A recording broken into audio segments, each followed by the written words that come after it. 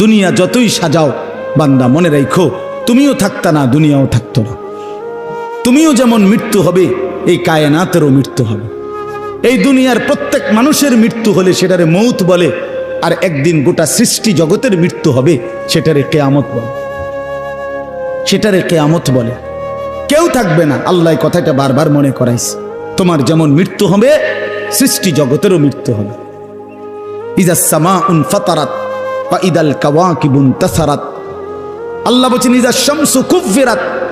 আল্লাহ তাআলা এভাবে বারবার বলছে ইজা সামাউন শাক্কাত, আসমান ভেঙে যাবে, চূর্ণ বিচূর্ণ হয়ে যাবে, তারকারাজি খসে খসে পড়বে, সূর্য চন্দ্র আলোহীন হয়ে পড়বে।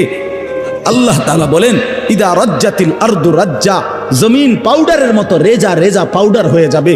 আল্লাহ তাআলা বলছে পাহাড়গুলো তুলার মতো ধুলির মতো উঠতে থাকবে। আল্লাহ বলছে বান্দা একদিন আমি গোটা কায়নাত আমি শেষ করে দেব, আমার সংসার আমি গুছায় ফেলবো, আমার এই কায়নাত আমি আল্লাহ তাআলা ইসরাফিলের সিঙ্গার ফু দিলে আমি আল্লাহ তাআলা গুটিয়ে ফেলবো। এই কথাটাই আপনাদের সামনে এখানে আমি শুনাইতে চাই, এই অল্প একটু শুনে।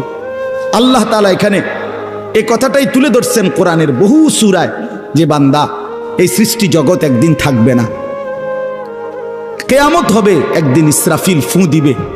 ইসরাফিল যেদিন ফু দিবে, কোরআনে এই বর্ণনাটা দুই ভাবে আছে। একটা হলো ইসরাফিল প্রথমবার ফু দিবে, আরেকটা হলো ইসরাফিল দ্বিতীয়বার ফু দিবে। ইসরাফিল মোট দুইবার ফু দিবে।